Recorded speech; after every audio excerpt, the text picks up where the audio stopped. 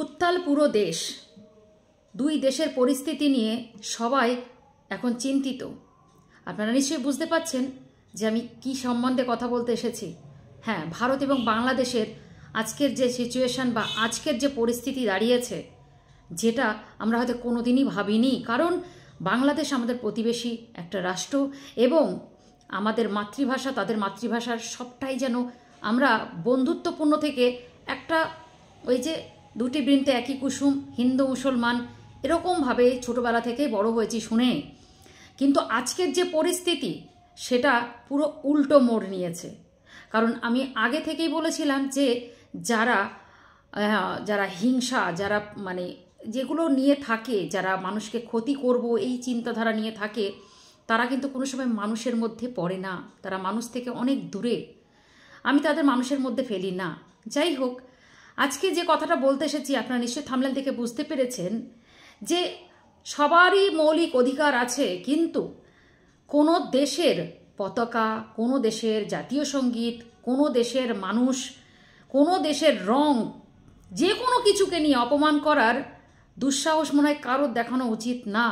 আজকে এই কথাটা খুব কষ্টের সাথে বলতে একজন বাধ্য হচ্ছি, কারণ ভারতীয় হিসেবে নয়, যে কোনো নাগরিক আর যে কোনো ভারতীয় হিসেবে যে জিনিসকে নিয়ে আমরা গর্ববোধ করি, জাতীয় সঙ্গীত এবং জাতীয় পতাকা, তার অবমাননা কোনো ভারতীয় কেউ মেনে নিতে পারবে না। কোনো দেশের মেনে নেওয়াটা স্বাভাবিক নয়, সেটা গেল অন্য কথা। কিন্তু যাদের এই যে এত কষ্ট, মানে এত কিছু হচ্ছে, এত কিছু, এমন কি ভাবতে পারবেন নিরাপত্তা রক্ষী যারা রয়েছে বর্ডারে, সেগুলো সব বাড়ানো হয়েছে এবং যারা ভারতের যারা বর্ডার এলাকায় রয়েছে তারা সব ভয়ে এবং চিন্তিত যে কখন কি হবে এবং তাদের যে বেঁচে থাকার যে নিশ্চয়তা। সব থেকে বড় কথা, বাংলাদেশে যারা হিন্দুরা রয়েছে তাদের যে মানে প্রতিনিয়ত তারা যেভাবে কষ্টে আছে, কিছু কিছু আমরা ক্লিপিং এই মিডিয়ার থ্রুতে দেখেছি তো। এই পরিস্থিতিতে যেখান থেকে দাঁড়িয়ে একটা চাপানুতর মানে এত পরিস্থিতি খারাপ, যেখান থেকে প্রত্যেকটা মানুষের মধ্যে একটা ক্ষোভ, রাগ যেগুলো হচ্ছে আমরা সবাই দেখছি।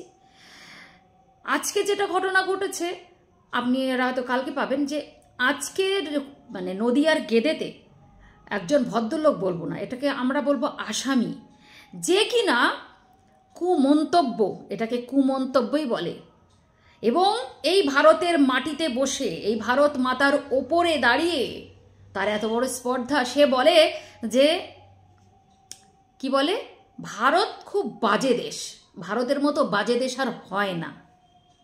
নিশ্চয়ই বুঝতে পারছেন, এর থেকে কিছু বললাম না। এমন কি তার মন্তব্য আরও ছিল আগে, পরে সেটা জানা গেছে যে তিনি নাকি বলেছিলেন যে আমাদের প্রভু চিন্ময় কৃষ্ণ দাসকে যে অ্যারেস্ট করেছে, বেশ করেছে এবং তার শাস্তি অনিবার্য, কেউ আটকাতে পারবে না। আপনারা বুঝতে পারছেন কথাটা কি বলতে চেয়েছে? এই যে বলেছে, যেটা ঘটনাটা ঘটেছে হচ্ছে নদিয়ার গেদেতে, আর এই অমানুষটার নাম হচ্ছে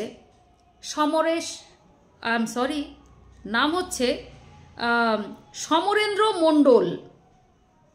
আর এই অমানুষটা যখন এই কথা বক্তব্য একটা চায়ের দোকানে বসে করেছে, হ্যাঁ, মানুষ সব পাগল, সবাইকে যে কোনো কিছু মেনে নেয় না। ওই যে ভেবেছিল আগে যে মন্তব্য করেছি সেটাতে ছাড় পেয়ে গেছি, এটাতে হয়তো ছাড় পেয়ে যাব। যথারীতি যারা বসেছিলেন তারা তো উদমমাদমভাবে একদম উঠে পড়ে লেগে গেছেন, মারধরের পর্যায়ে পড়ে গেছে। এবং মারধর তো সত্যি কথা, যেহেতু আইন আছে তাই আইনের ওপরে আস্থা রাখা উচিত এবং তুলে দেওয়া উচিত।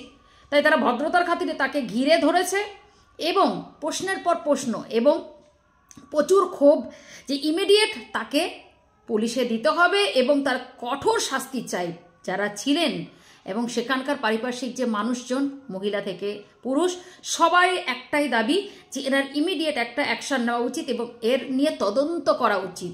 করাইও স্বাভাবিক, কারণ কি বলুন তো, তদন্ত এই কারণেই করা উচিত, এই যে সমরেন্দ্র মণ্ডল, এই অমানুষটা বাংলাদেশ থেকে উঠে এসেছিল 1994 সালে, আবার কখনো বলছি 94 সালে, এখানে এসেই তার ভোটার আইডি, আধার আইডি সমস্ত কিছু হয়েছে। বুঝতে পারছেন তো যে আশ্রয় দেওয়া ভালো, কেননা আমরা তো অনেক অনেক অন্যরকম মানুষ, আমরা সত্যি এত সহৃদয় ভারতীয়রা, বা আমাদের এটা আমাদের একটা কালচারের মধ্যে পড়ে যে আমরা আতিথেয়তা করতে জানি এবং ভালোবাসতে জানি মানুষকে, মানুষের চোখের জল, কান্না, মানে এগুলো আবেগে আবেগে ভর্তি আমাদের মধ্যে। আমাদের মতো কোনো মানুষকে হয়তো পাওয়া যায় না, সেটা সবাই বলে। যাই হোক, তো সেইখান থেকে দাঁড়িয়ে এ যখন ধোলাইয়ের মুখোমুখি হয়ে গেছে, তখন একবার বলছে আমি 1994-তে এসেছি, একবার বলছে আমি 1984-তে, 94 আর 84-র মধ্যে গুলিয়ে ফেলেছে, জানি না কে এ। এবং এই যে দুটো কথা বলার কারণটা কি, কি করে সে এলো আর কি করে তার এত তাড়াতাড়ি এত কিছু হয়ে গেল, তারপরে এত বড় মন্তব্য। বিশ্বাস করুন, আমরা ওই যে বললাম ভীষণ সহৃদয় মানুষ, তো এই যখন দেখবেন ওইদিকে যখন ঝামেলাগুলো হয় তখন অনেক মানুষ এখানে চলে এসেছে, আমাদের আশেপাশেও অনেক মানুষ আছে। ইভেন এই মানুষগুলোকে সত্যি কথা বলতে কি, যারা আজ থেকে তাদের 10 বছর আগে যাদের দেখেছি, তারা এখন টোটাল এস্টাবলিশড এবং তারা খুব এখন পাওয়ারফুল, মানে বক্তব্যের দিক থেকে, কাজের দিক থেকে তারা খুব পাওয়ারফুল। মানে তারা এমন তাদের অ্যাটিটিউড আর এমনভাবে বোঝাতে চায় যে তারা অল ইন অল, এবং তাদের কথায় সব কিছু, মানে এরকম একটা ব্যাপার, মানে তারাই বংশ পরম্পরা এখানেই তাদের সব কিছু এরকম করে, আর যারা এখানের বাসিন্দা তাদের পাত্তায় দেয় না, এরকম একটা ব্যবহার তাদের। তো এই হচ্ছে সেটাই আর একটা নিদর্শন।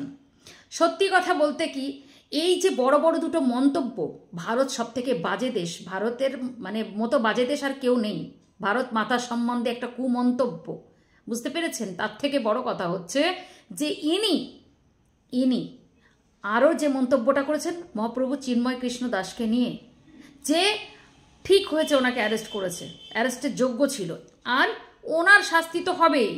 বুঝতে পারছেন কাদেরকে আমরা ভালোবেসে জায়গা দিয়েছি? এর পরেও বলবেন যে আরও জায়গা দেওয়ার জন্য যারা বলছেন বা বলেন, সেটাই যেটা করবেন সেটা সরকার ভালো বুঝবেন, সেটা করবে। সব থেকে বলার কারণ কি, আজকে ভিডিওটা তুলে ধরার একটাই কারণ, যে হিংসে বিদ্বেষ দিয়ে কিছু ভালো কিছু হয় না, তাই না?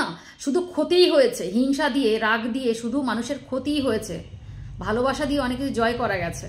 তাই যে বা যারা এই সব জাত পাত, এই ধর্ম, এটা নিয়ে হিন্দু মুসলিম এগুলো, মানে এই যে বিভেদ, এই যে মানে অশান্তি, আর এই যে মন্তব্য, এগুলো প্লিজ বন্ধ করুন।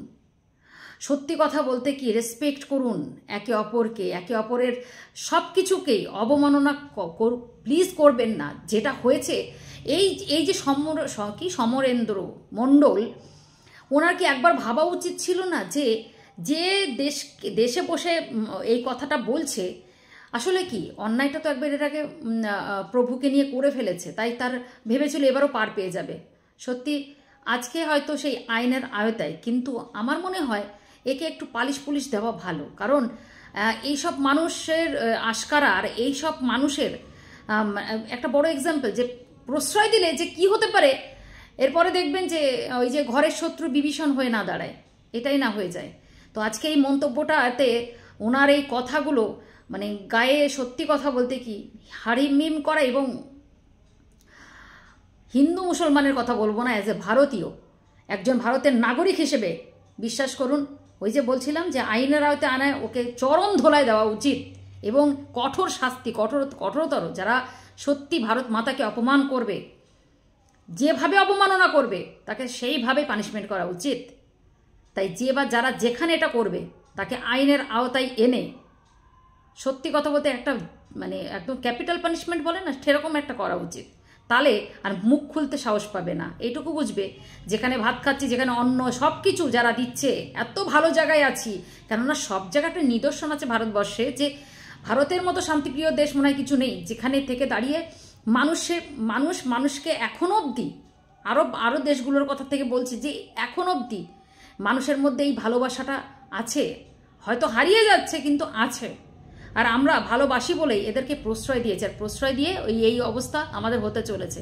তাই সাবধানে থাকুন, এবং এইসব মানুষের থেকে দূরেও থাকবেন, এবং যেখানেই দেখবেন এরকম কিছু, সত্যি যে প্রোটেস্টে নদিয়াবাসী করেছে, গেদের ওখানে যেটা ঘটনা ঘটেছে, তারা ধরে নিয়ে গিয়ে ভিডিও করে ভাইরাল তো করেছে, এবং তার যে উদ্দেশ্য সেটা অবশ্যই জানা উচিত। সে থানায় তাকে নিয়ে যাওয়া হয়েছে, অ্যারেস্ট হয়েছে, এবং তার অবশ্যই প্রশ্ন চলছেই। তো সত্যি কথা বলতে কি আইনের আওতায় আনা উচিত এবং তার উদ্দেশ্যটা অবশ্যই জানা উচিত, কে কেন বা এত বড় মন্তব্য সে করেছে বা করতে পারে, তাই না? তা যেখানে সে ভালো থাকবে সেখানে তার পৌঁছে দেওয়া উচিত, তাই না? ভারতে থাকা তার রাইট নেই। ভারত যখন খারাপ তাহলে ভারত থেকে বেরিয়ে গিয়ে কথাটা বললে মনে হয় ভালো হয়, তাই না?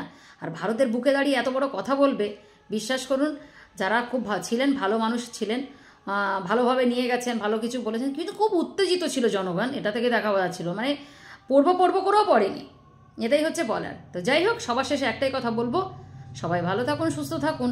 আর যেটা হচ্ছে হয়তো ভালো হচ্ছে না, খারাপের দিকে এগিয়ে যাচ্ছে, তাই না? সবাই সুস্থ থাকুন।